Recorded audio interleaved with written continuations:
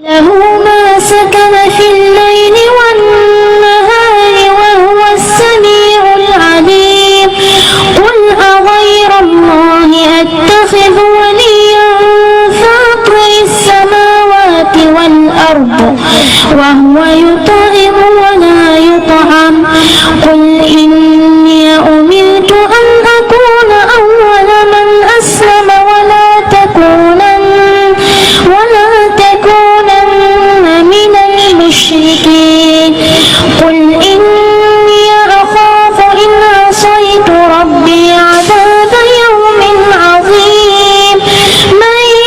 يصرف عنه يومئذ فقد رحمه وذلك هو الفوز